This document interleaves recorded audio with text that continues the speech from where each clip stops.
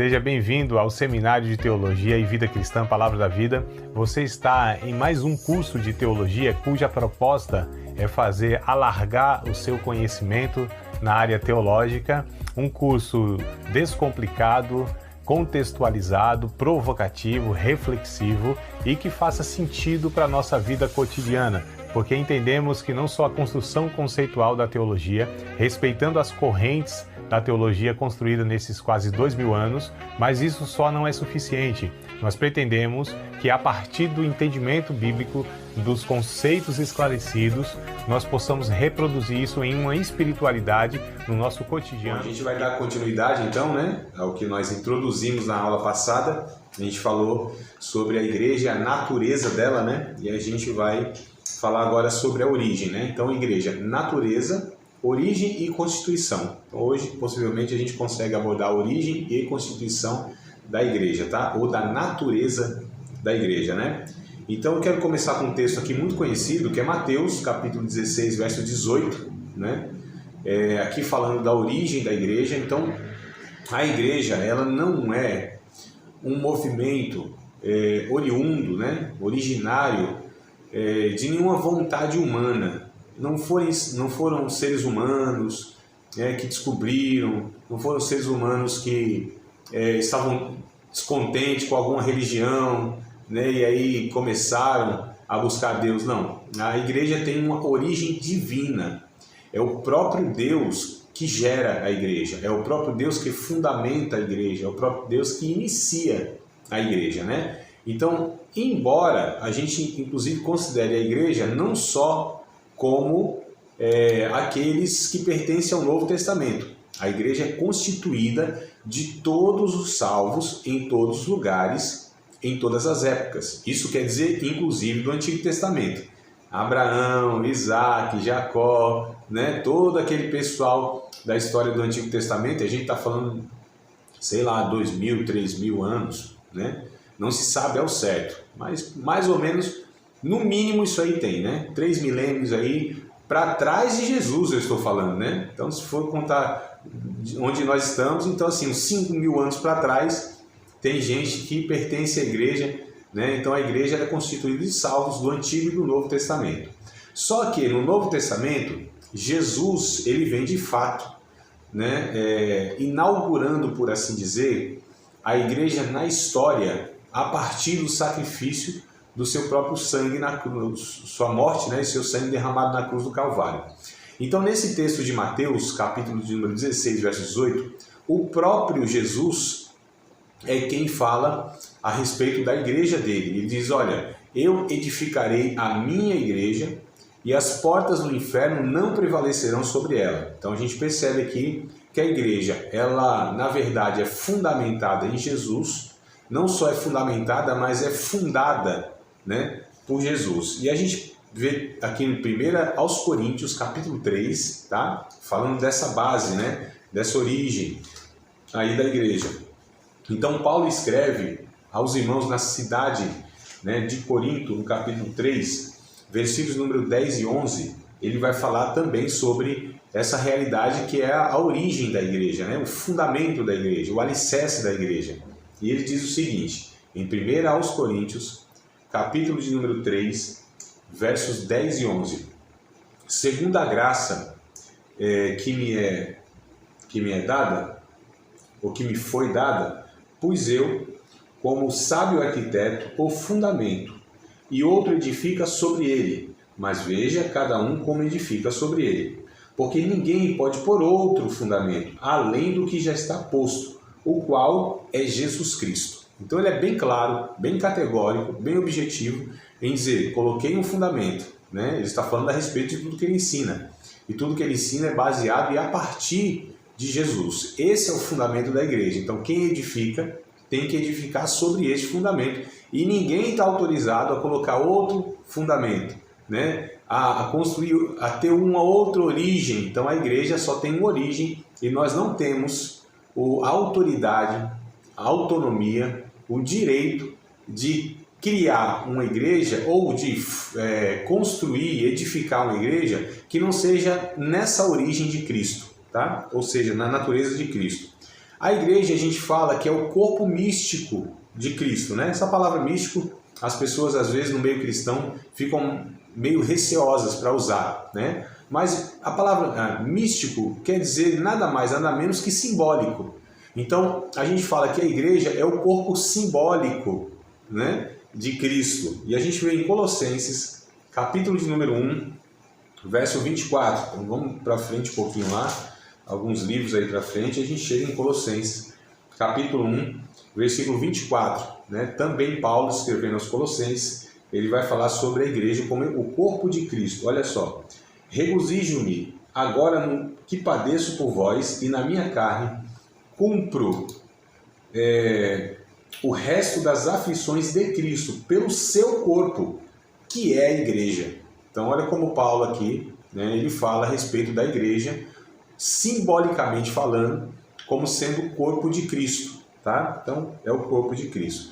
O mesmo Paulo, só que em outra carta agora, na carta de Éfeso, né, aos irmãos em Éfeso, a carta aos Efésios, melhor dizendo, no capítulo 1, verso 22 e 23, percebam que são cartas diferentes, comunidades diferentes, regiões diferentes, mas Paulo ensina, a Bíblia está falando a mesma coisa, né? Só para a gente entender como a doutrina ela é confirmada por vários textos, né? Então, em Efésios, capítulo de número 1, versos 22 e 23. Irmã Silvânia, bem-vinda, amada. Fica à vontade aí, viu? Vi que a irmã entrou aqui com áudio, então fique à vontade para participar, interagir e fazer perguntas. Se quiser abrir a câmera aí também, se junte a eu e o Douglas aqui, ó. Tá bom? Fica à vontade, amada. Eu acho que ela conectou áudio, né? Mas vamos lá. Efésios, capítulo 1, versos 22 e 23. Diz assim na minha versão. E sujeitou todas as coisas, falando a respeito de Jesus, né? Sujeitou todas as coisas a seus pés, e sobre todas as coisas o constituiu como cabeça da igreja, que é o seu corpo. Bom, a igreja que é o seu corpo, a plenitude daquele que cumpre tudo em todos. Então a gente vê aqui nessas passagens, né, a origem da igreja. Qual é a origem?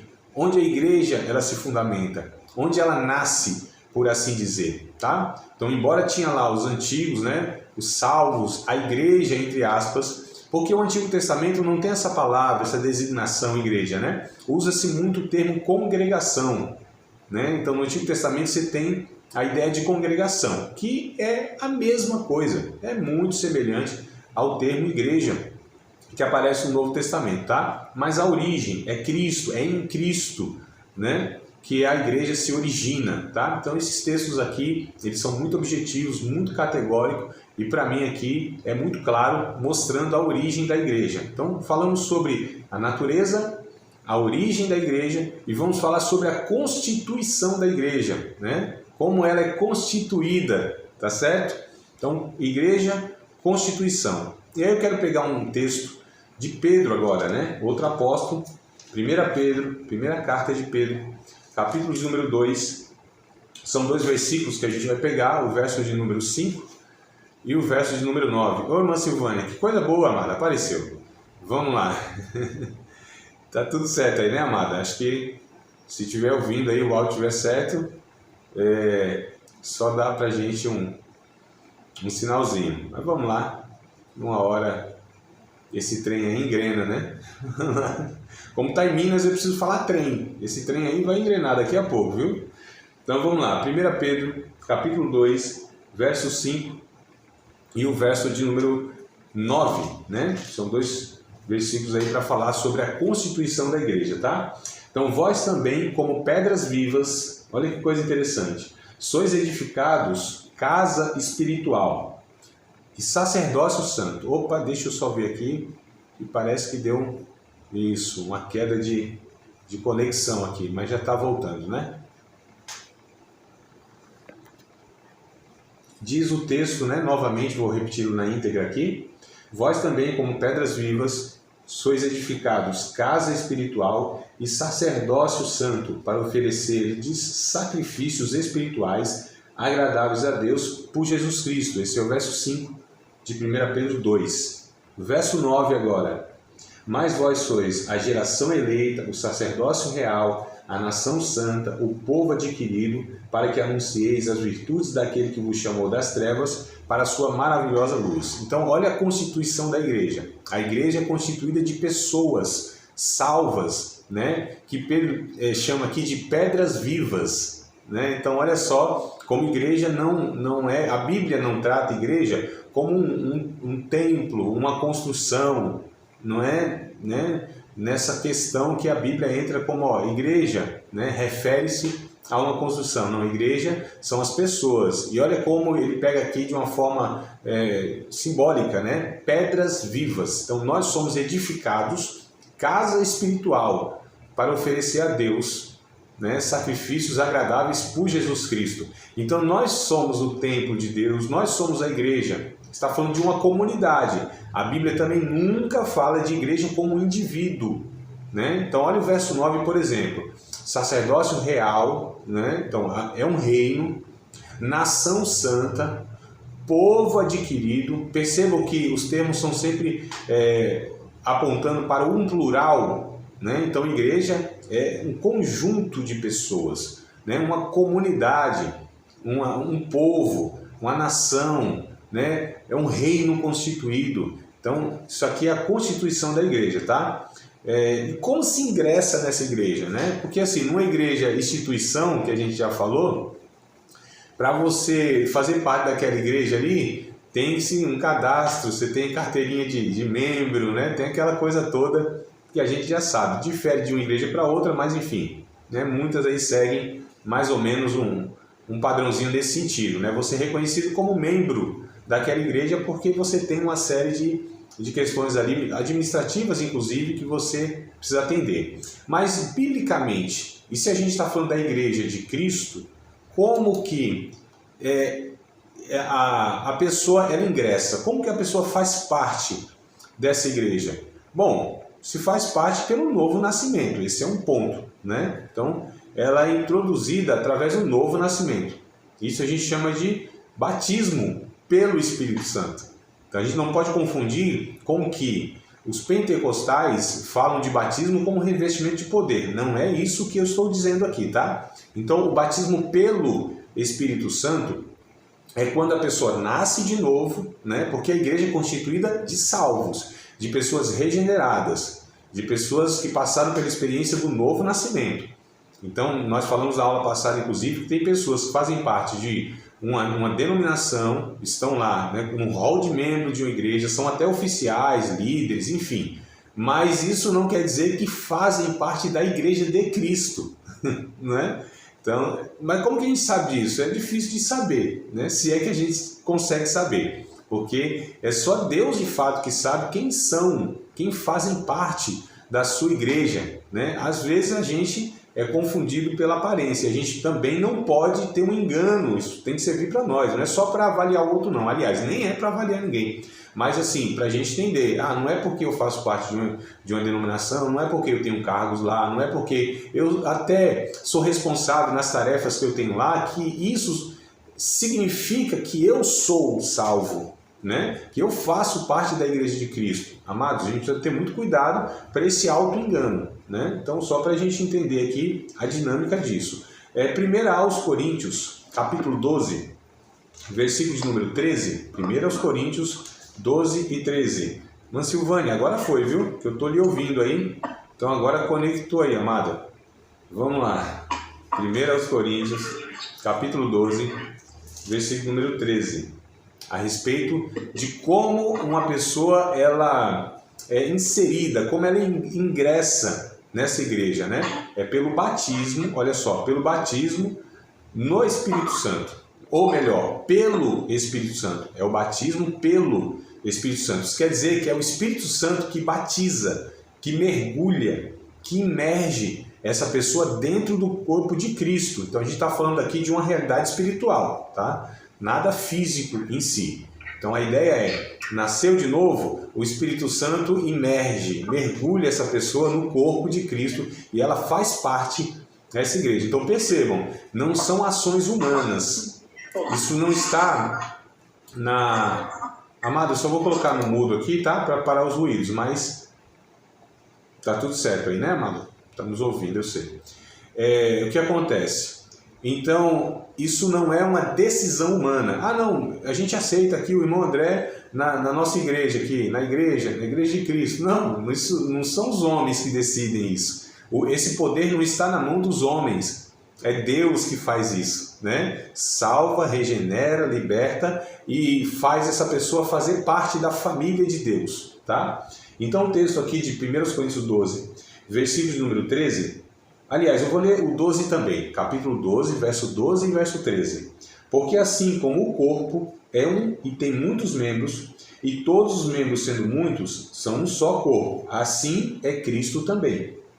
Pois todos nós, olha só, fomos batizados, interessante, em um espírito, formando um corpo, quer judeus, quer gregos, quer servos, quer livres, e todos temos bebido, né, participado de um espírito. Então percebam, queridos, que coisa interessante aqui, o que Paulo está ensinando por esse texto, que nós formamos um corpo e o corpo de Cristo, e nós fomos pelo Espírito Santo, imergidos, né? A palavra batizado, a ideia é essa, é imergido, né? Mergulhado.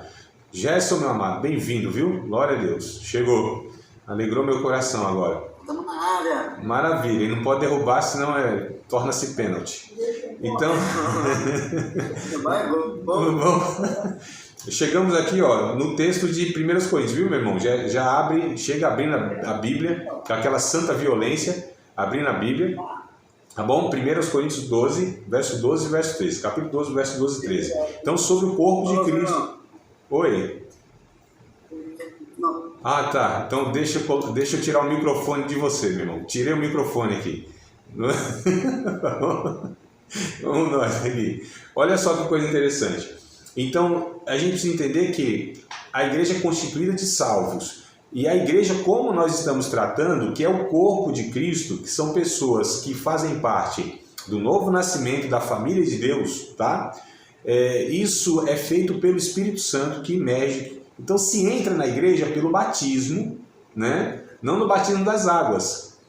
O batismo das águas, na verdade, muitas denominações, elas usam isso para admitir uma pessoa como membro da igreja, né? Então, foi uma decisão aí, ou é uma decisão de muitas igrejas que fazem isso. Mas o que nós estamos falando aqui é em outra perspectiva. Nós estamos falando a respeito de questões, por assim dizer, espirituais, coisas que pertencem a Deus, né? Que é fazer parte espiritualmente desse corpo, dessa família de Deus, que é a igreja de Cristo. E isso é feito pelo Espírito Santo, por meio do novo nascimento, que se dá, né, pelo sacrifício de Cristo na vida da pessoa, tá? Então, só para a gente entender aqui. João capítulo 3, verso 3 ao verso 8, né? Então, a gente está falando aqui sobre a constituição da igreja, como a pessoa é inserida, como ela ingressa nessa igreja. Então, é pelo batismo no Espírito Santo, ou pelo Espírito Santo, melhor dizendo, tá? E isso é mediante ao novo nascimento. Então, aqui em João, e a gente precisa prestar atenção nessa passagem aqui, né? Que está envolvido nessa passagem. Porque Jesus está conversando com uma autoridade religiosa, com uma pessoa que fazia parte por assim dizer, da igreja, entre aspas, tá? Judaica, que era uma sinagoga, ele pertencia a uma sinagoga, né? Portanto, um templo religioso, né? E era do povo de Deus, né? Por assim dizer, pelo menos historicamente falando. Então, olha só, ele pertencia a um templo, ele frequentava lá, ele ensinava, ou seja, tinha um cargo de autoridade, de importância, né? Era reconhecido como um homem de Deus na sociedade. A despeito de tudo isso, Jesus disse, é necessário você nascer de novo. Então percebam, amados, aquilo que eu falei?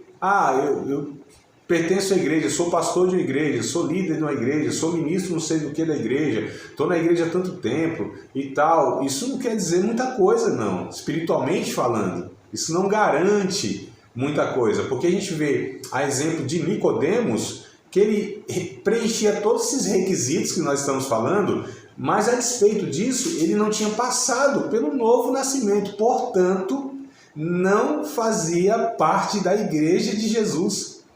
Ele poderia ser socialmente, religiosamente reconhecido, mas não era conhecido por Deus, tá certo? Nesse processo de novo nascimento. Veja só, amados, né? Que alerta que nós temos aqui, como essas coisas não nos trazem garantia em si. Nós não podemos nos apoiar nessas questões aparentes. É isso aqui que eu estou tentando pontuar. A gente não pode se garantir nessas questões administrativas, aparentes, humanas. Essas coisas não nos garantem nada. O que garante é de fato a comunhão com Cristo. O que nos garante é o processo do novo nascimento. E Jesus disse isso aqui, ó. Jesus respondeu e disse: na verdade te digo, que aquele que não nascer de novo não pode ver o reino de Deus. Veja só, quem não nascer de novo não pode ver o reino de Deus. Então Jesus está falando para um mestre da lei, uma pessoa que pertencia a uma religião, e essa religião, né, historicamente, ela era uma religião ou um povo que se chamava pelo nome de Deus, que invocava Deus, que foi guiado por Deus em toda a história. Mesmo assim, olha só, mesmo assim, não garantia nada. Tinham que passar pelo novo nascimento. Então a gente aprende, entre outras coisas aqui, o judeu não é salvo só porque é judeu. Uma pessoa ela não é salva só porque pertence ou está há muito tempo dentro de uma igreja evangélica. Uma pessoa ela não é salva porque nasceu em uma família que serve a Deus, né? São questões pessoais, relacionamento e experiência de novo nascimento individuais, por assim dizer. Então, só para a gente entender que essas coisas não nos garantem nada, não é? Tanto é que no próprio Evangelho de João, no capítulo 1, verso 11 e 12, né, vai dizer que, olha, o novo nascimento, né, ele veio para o que era os seus não receberam, mas todos quantos receberam Deus o poder de serem feitos filhos de Deus, a saber, aos que creem no seu nome, que não nasceram da vontade do varão, não nasceram da carne, tá certo? E nem do sangue, mas de Deus. Então, olha aqui que João está também alertando, né, que a gente não é chamado filho de Deus por conta dessas questões aqui. Não é a vontade do varão, não são os rituais que nos fazem ser filhos de Deus. Não é porque uma pessoa participa de uma ceia, não é porque a pessoa às vezes até deu um tibum, né? Um mergulho nas águas, foi batizada, porque tem pessoas que passam por esse rito, mas não passaram pelo novo nascimento. Isso é possível, amados. E como é possível? Quantas pessoas foram batizadas nas águas e mesmo assim não tiveram experiência pessoal de um novo nascimento, né? Quantas pessoas? Então é possível tudo isso aí. Então, ó, vontade do varão não é. Vontade da carne não é por um esforço humano, não é pela, eu vou obedecer, eu faço isso e faço aquilo, né? Essas coisas também não nos fazem ser salvos, não nos tornam filhos de Deus. Então, nem da vontade do varão, nem da carne e nem do sangue. Também não é hereditário. Meu pai era um pastor, um homem de Deus, minha mãe, uma mulher de Deus. Não quer dizer muita coisa, amados. Então, filho de crente não é crente a gente chama por osmose, né? Só porque conviveu ali próximo. Não.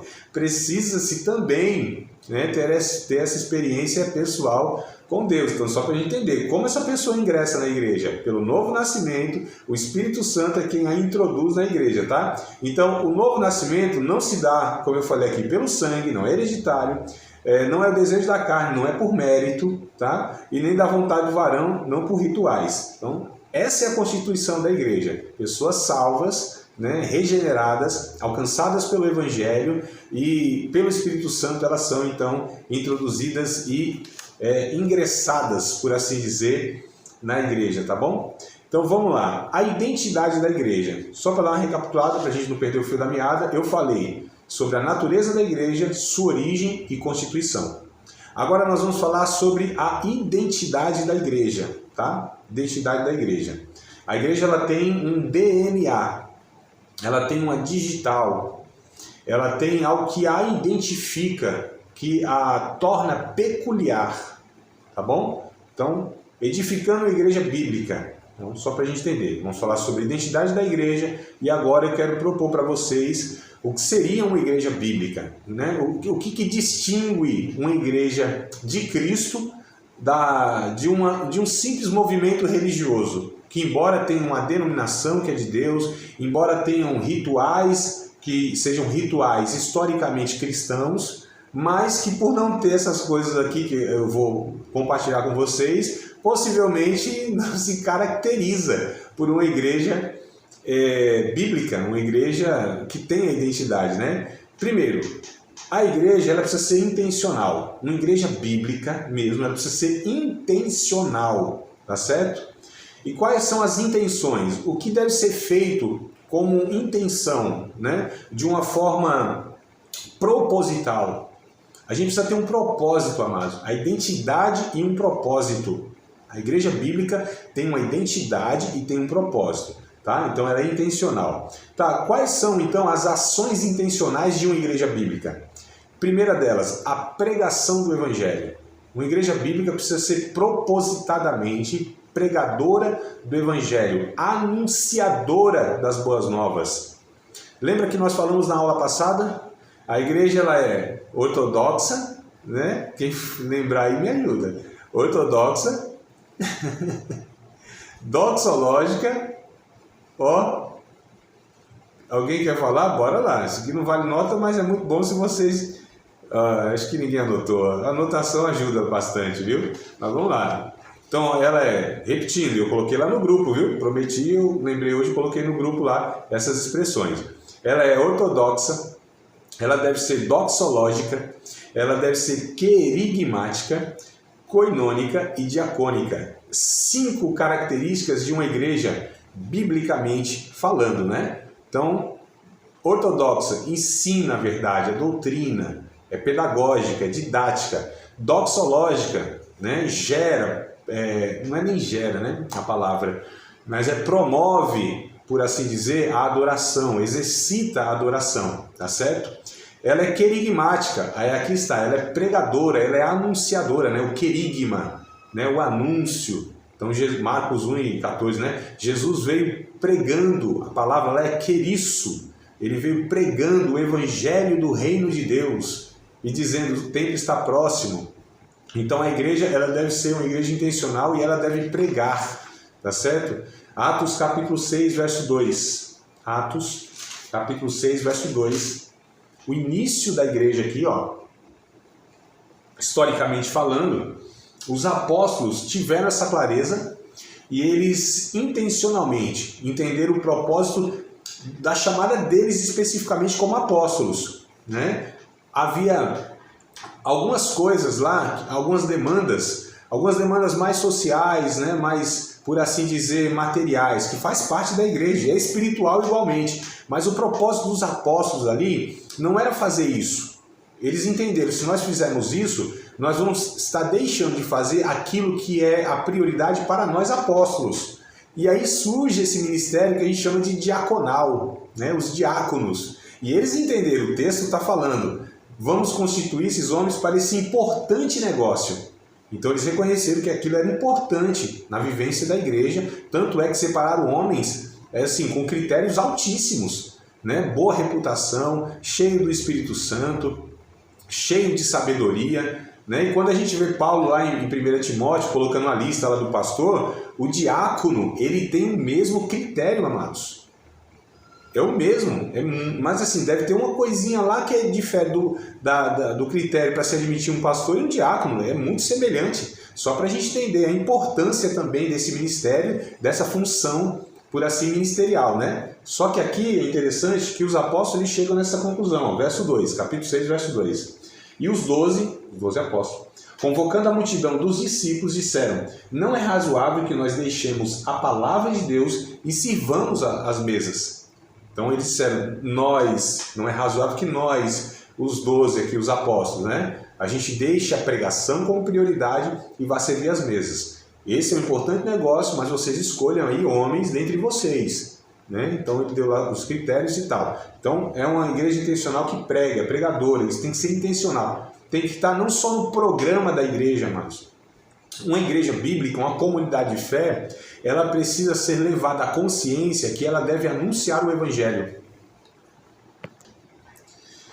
Então, resumindo aqui, né, a igreja intencional ela é pregadora da palavra, tá? Outro ponto aqui da intencionalidade da igreja é a oração. Então, a igreja também, ela, na identidade dela, tem-se a oração como sendo parte vital, né, e orgânica da convivência da igreja. E lembrando aqui, nós estamos falando sempre de igreja no sentido de que são esse conjunto de pessoas, né? Esse sentido aqui, conjunto de pessoas, tá? Atos capítulo 2, estamos em Atos, né? Vamos continuar nele. Capítulo 2, verso 42. Então, Atos 2 e 42, o texto ele vai dizer a respeito, inclusive, da comunidade que estava lá, né? A igreja, a primeira igreja ali que surge em Jerusalém, após a descida do Espírito Santo. O verso 42 diz assim, ó: e perseveravam na doutrina dos apóstolos, e na comunhão, e no partir do pão, e nas orações. Então a gente percebe aqui que a intencionalidade de uma igreja bíblica, a identidade dela, tem que haver oração, né? Tem que haver não só a questão da prática em si. Precisa entender que a oração, ela é por assim dizer, um canudinho, um canal, uma sonda, né? Um meio onde a vida espiritual ela é nutrida.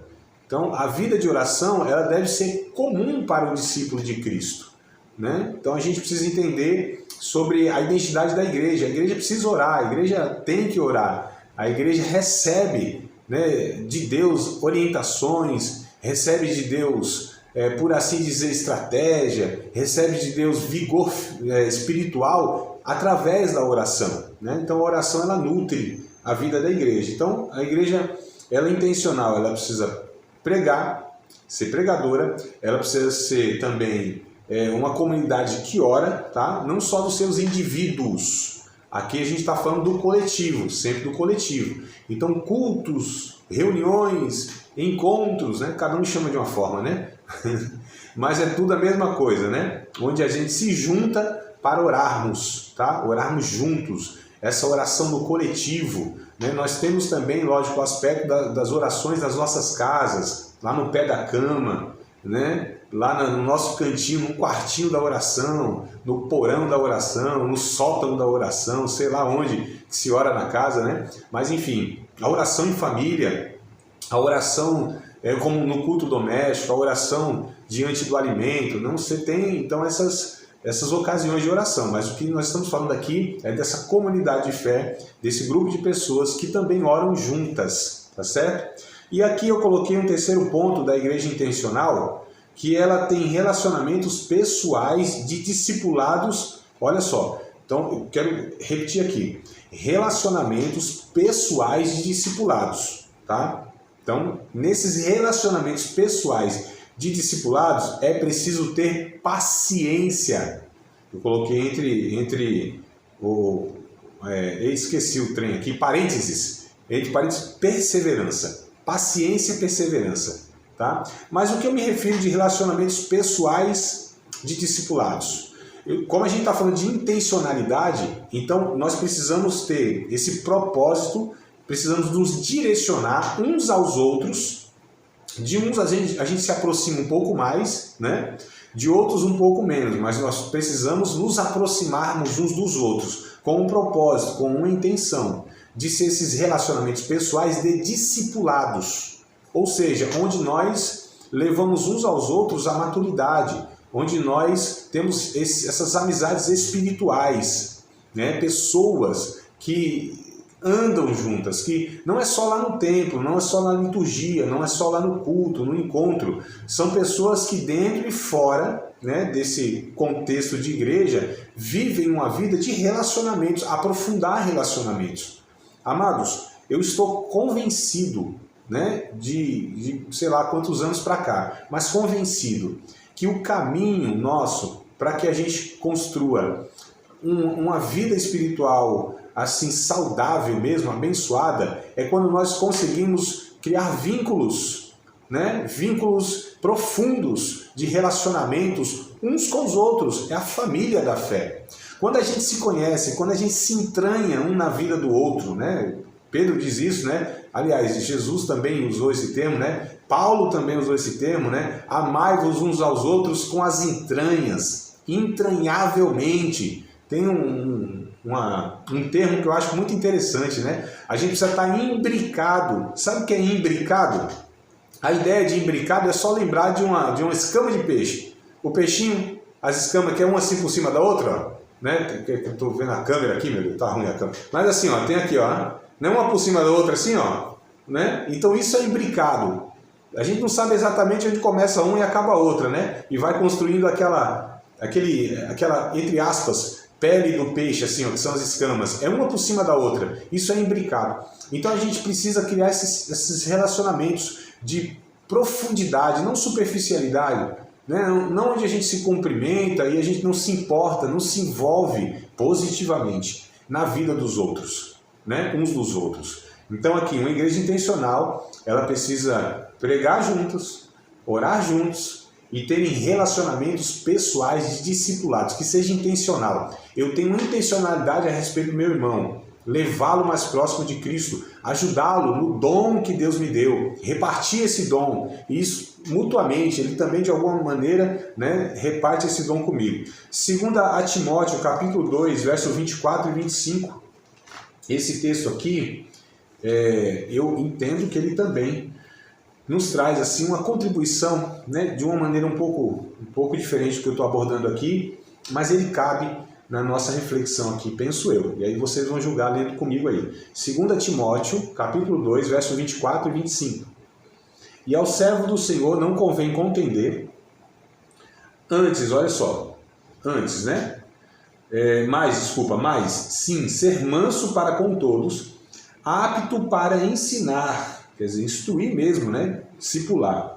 Sofredor, instruindo com mansidão os que resistem, a ver se porventura Deus lhe dará arrependimento para conhecer a verdade. Então Paulo fala a respeito do servo do Senhor, como tem que ser as relações, né? Tem que ser sofredor, porque esse relacionamento, como todo relacionamento, traz um sofrimento, porque tem um atrito, e às vezes gera até treta, né? Mas a gente tem que evitar as tretas, diminuir os atritos, tá certo? Para que a gente então consiga estar, como diz aqui o verso 25, né? Vai dizendo que a gente tem que instruir com mansidão. Olha só, ensinar, né, com paciência, com perseverança, esse convívio, essa construção relacional. Então, essa é a identidade da igreja, amados, tá certo? Essa é a identidade da igreja. Ela tem relacionamentos, tem que ter a intencionalidade disso. Então, outro ponto aqui da identidade da igreja, eu falei sobre igreja intencional, tá? Então, o ponto é a intencionalidade da igreja. Nessa intenção, a gente tem a pregação, a oração e os relacionamentos pessoais de discipulado. Aí agora eu vou falar de outro ponto, que é a igreja saudável. A identidade da igreja precisa ter a saúde da igreja. Como é um corpo, simbolicamente, que estamos falando, o corpo precisa ser saudável. Um corpo enfermo, amados, não vai a lugar nenhum, não gera vida, sempre na UTI, sempre na cama, sempre, né, enfim. Então, há uma igreja saudável. A igreja de Jesus, ela precisa ter saúde espiritual. Porque o Espírito Santo produz vida. Porque o Evangelho são as sãs palavras de Deus, né? Porque Jesus é quem deu essa vida abundante. Então precisa gerar saúde, amados. É interessante que a palavra salvo e saúde é a mesma origem.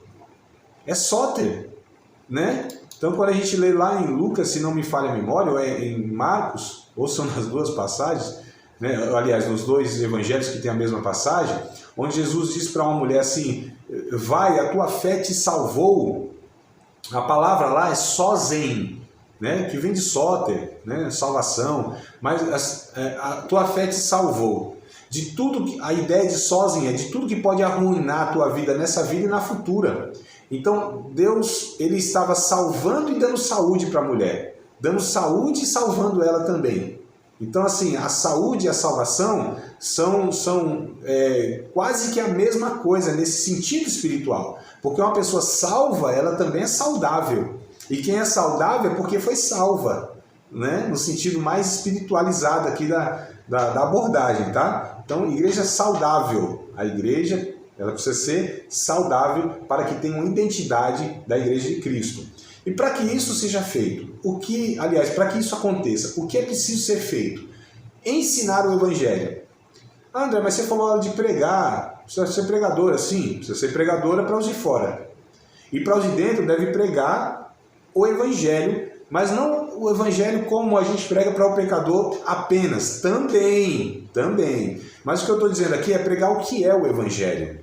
Qual é a proposta do evangelho? O evangelho todo, né? Não é só a questão da salvação, não, foi salvo, está aqui, participa da igreja, está tudo certo. Não, para essa pessoa ter saúde, ela precisa ser ensinada o que é o evangelho, amados. O evangelho não vem só com uma proposta de libertação abrupta, arrancar das garras de Satanás, libertar ali do poder do pecado. Não é só isso, isso aqui é o início, é o princípio. Não para por aí, porque o que o evangelho pretende fazer, o que Deus pretende fazer é resgatar este homem e moldando ele, e gerando nele, né, o próprio Filho de Deus, para que ele cresça, como diz Efésios capítulo 4, que chegue até a medida, a estatura de Cristo, a varão perfeito, maduro, pelas juntas e ligaduras, né, vai crescendo esse corpo bem ajustado, a saúde espiritual, a vida, amados, ali vai entrando em todas as possibilidades da vida da igreja. Ela vai sendo geradora de vida, vai sarando todas as mazelas humanas. Então aqui precisa se ensinar o evangelho. O evangelho trata do ser humano como um todo, não é só dessa questão salvo para a eternidade, né? Enquanto a gente não chega lá, essa eternidade, ela vai sendo aproximada de nós aqui pela qualidade de vida que nós vivemos diante de Deus e expressamos essa natureza diante dos homens. Então o evangelho é para ser vivido aqui, a eternidade é para ser experimentada aqui. Claro, guardado as devidas proporções que isso será possível, né? Porque na plenitude é só na eternidade mesmo, mas o que nós estamos falando é que aqui já pode se gozar daquilo que a eternidade vai proporcionar para nós. O reino de Deus, ele não é constituído de comida e bebida, como diz Paulo em Romanos 14:17, mas de justiça, paz e alegria no Espírito Santo. Então é possível desfrutar da justiça, da paz e da alegria no Espírito Santo nessa vida aqui como igreja de Cristo. Essa igreja é saudável. É preciso se ensinar o evangelho. E aí também tem outro ponto aqui. Ensinar o evangelho, fomentar, eu disse fomentar, promover, né, a unidade do corpo. Amados, isso não é natural. A igreja tem tudo para dar errado porque é um monte de pecador colocado juntos. Se é difícil com dois, que nós chamamos de casamento, né?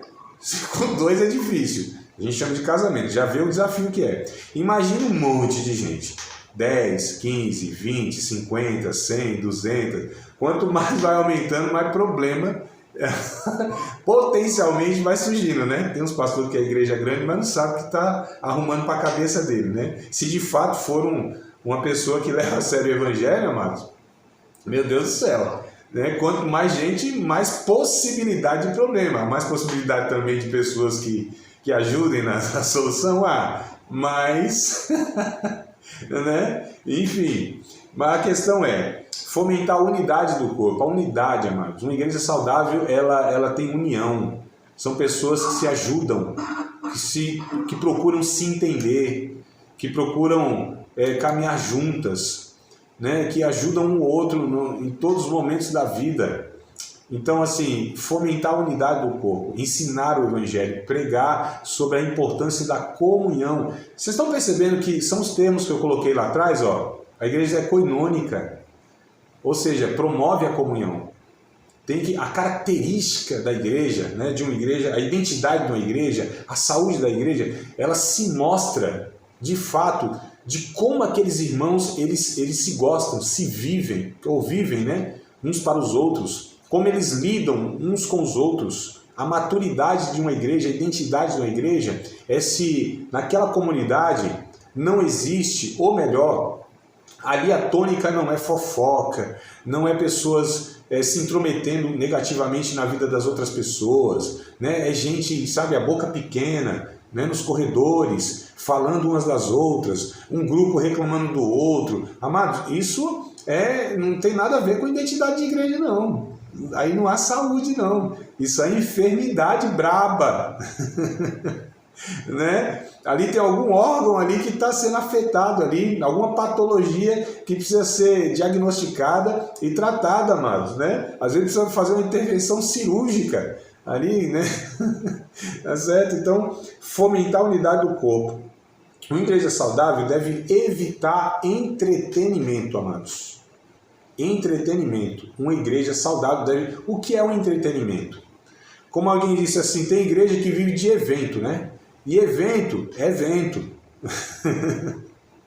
Evento é vento, coisa vazia, vem e passa, né? Oca, não tem propósito em si. Então, entretenimento, sabe? De ações sazonais, de festividade em festividade. Cada semana é uma novidade, é uma coisa que, né, aqueles eventos, entretenimento, muita coisa que chama os olhos assim, e as pessoas, aquela coisa toda, e do jeito que explode também murcha, do jeito que expande também murcha, né, do jeito que enche também esvazia. São ações esporádicas que não têm continuidade na edificação da vida das pessoas, né? Então, assim, isso é muito complicado. Evento. Eu estava pensando esses dias, né, e observando algumas coisas, principalmente em redes sociais, e eu vejo, rapaz, me parece que as igrejas que elas são boas de marketing, são ruins de relacionamento. A ênfase muito na publicidade, a ênfase muito no mostrar, sabe, aquelas coisas assim bem visíveis, né? E eu pensando, será, né, da mesma forma que se preocupa com esse marketing digital, que é importante, amados, nós já estudamos aqui em missiologia, como isso é importante, a questão digital, a era digital e tudo mais, mas assim, a gente percebe que muitas vezes, e conhecendo, né, eu estou falando também como um conhecimento de causa, a gente vê lá uma igreja e tal, você fala, rapaz, aqui o negócio está lindo, perfeito, mas quando você se aproxima um pouco mais, você fala, nossa, se fosse 10% bom como estão propagandeando, né, isso aqui seria uma maravilha. Então, entretenimento, as questões muito de aparência e tal, tem que ter muito cuidado, porque a vida, não só a vida espiritual, a vida de igreja, a vida em si, ela é construída no cotidiano, no dia a dia e a longo prazo, né? E nas coisas mais... Nossa vida não é feita de aniversários, não é feita de Natal, de Ano Novo, de feriados. Isso aí são esporádicos, né? Esses momentos assim, alegre, bom e tal. Mas a vida no cotidiano, no dia a dia, de segunda a sexta-feira ali, por assim dizer, né? É suado, né, Jéssica? Então ali é a realidade, amados, tá? Sem holofote, sem nada, os bastidores, momentos críticos, né? Então os entretenimentos, eles enganam muito. Os entretenimentos, eles são vazios em si, eles não nutrem a vida, eles têm a aparência de vida, a aparência de avivamento. Alguém disse, inclusive, que tem avivamento que, aliás, a ilustração é pego assim como um ventilador e vocês sabem o que é aqueles, não é ventilador que chama, meu Deus, é eólico lá, que ele capta, vocês sabem, né? Não é ventilador, tem um nome, as torres eólicas, que geram energia eólica, ou seja, eles captam o vento, né, que faz girar lá parece ventilador, você olha os dois assim e fala, é dois ventiladores, só que um é gigantão e o outro lá tá pequenininho lá na sala, né? Então, na aparência não parece a mesma coisa? Hélices lá girando. Agora, veja só a fonte de energia. Muito. Hã? Aqui tem muito. Tem bastante, né? No Nordeste, assim, eles investiram bastante em energia eólica, né? Então, mas vamos pensar aqui, ó. Aparentemente, mesma coisa, mesmo funcionamento, mesma finalidade, aparentemente. Mas vamos pensar. Então, essa energia eólica, ela recebe o vento, tá certo? E ela produz a energia, né? O ventilador é o contrário. ele suga a energia e produz o vento. Então veja que é inverso, a fonte é totalmente inversa uma da outra. Então muitas vezes a gente está consumindo energia para gerar o evento, ou o vento, ou o entretenimento, suga a energia das pessoas, né? Suga a energia e a vida das pessoas e vai gerando esse aparente avivamento, essa aparente vida. Agora, quando isso é vindo de Deus, como a gente falou aqui, pelo evangelho ensinado, pela comunhão, né? Por essa vida de discipulado, né? De oração, de pregação da palavra, isso gera a vida no corpo de Cristo, ela se torna saudável, amados, tá? E aí, concluindo aqui, ó, esse ponto da igreja saudável, não vai dar tempo de eu falar de outro ponto, fica para a aula que vem, se Deus quiser. Esse ponto aqui de uma igreja saudável: ensinar o evangelho, fomentar a unidade do corpo, evitar entretenimento e receber os novos membros, novos convertidos. Eu não estou falando receber, apresentar e tal, aquela coisa toda. É acolher de uma maneira, como se acolhe o bebê, né, Jéssica? Com todo o cuidado, amados.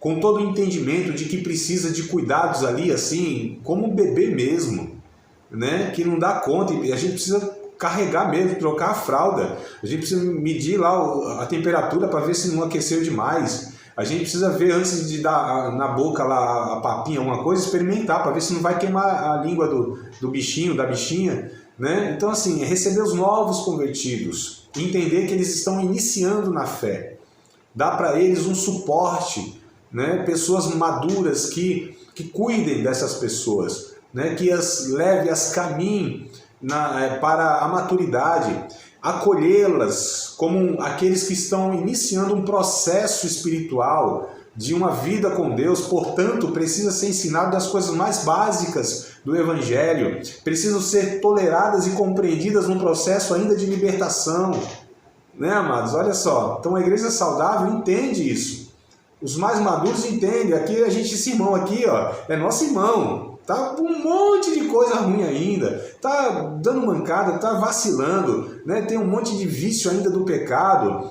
e a gente precisa aqui então acolhê-lo, corrigi-lo, né?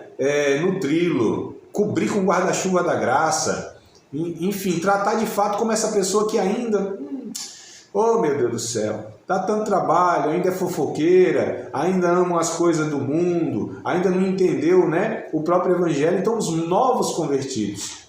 Eu fui em uma igreja esses dias, não vou falar exatamente qual foi o dia, porque de repente algum associou: André, você estava lá, então é aquela igreja, então não vou falar. Mas esses dias, semana passada, fui na igreja e aí o rapaz disse: não, aqui não tem jovem. Eu fiquei preocupado, amados. Tem jovem, juventude, não tem. Membresia assim é ancião, a gente, né, de mais idade e tal. Eu falei: rapaz, cadê o futuro dessa igreja? Por que não tem aqui jovem? O que acontece? Porque a igreja precisa ter velho, precisa ter jovem, precisa ter criança, precisa ter gente casada, gente que quer casar, solteiro, enfim, amados. A igreja é a família tem que ter tudo isso aí, né? E eu fiquei ali, eu falei: meu Deus do céu, o que está acontecendo? Será que tem novos convertidos também? Ou será que a gente está sofrendo para fazer a manutenção dos crentes? Que não está todo errado, né? Em si, não é isso que está errado, né? Não está errado, a gente precisa manter os que tem, né, amados? Preservar os que tem. Mas calma aí, cadê os novos convertidos? Será que eles não estão pregando? Será que aqui não tem comunhão suficiente para entender a saúde de conviver num ambiente como esse? Será que não estão orando o suficiente? Será que não estão ensinando o evangelho? Será que, né, talvez aqui tenha... Acho que nem entretenimento tinha, porque entretenimento às vezes até chama, né? Ainda que seja dessa forma negativa que a gente falou, mas não tinha. Eu falei: meu Deus do céu, e os novos convertidos? As pessoas não estão aceitando Jesus? Aquela igreja vai morrer, vai acabar. Se não houver uma renovação, se não, porque os irmãos vão morrendo, né? Os irmãos vão para o céu, Jesus vai levando aos poucos, um aqui, um outro ali, cada ano vai 2, 3, mais ou menos. Uma média, sei lá, 2 ou 3 vai no ano, meu irmão. Não vai não? 50 crentes ali, todo mundo com 60, 70 anos para cima, um ano vai ali, 2 ou 3, né? Ou não, né? Às vezes morre até que a gente não espera, o jovem, né? E aquele irmão ancião lá, ele vai ficando igual o Highlander de Jeová, né? Morre nunca. Graças a Deus, né? Que a gente queira que nada disso aconteça. Mas, amados, só para fechar aqui, falando sério, uma igreja saudável, então, precisa tratar os novos membros, cuidar, considerar a necessidade de eles serem conduzidos, né?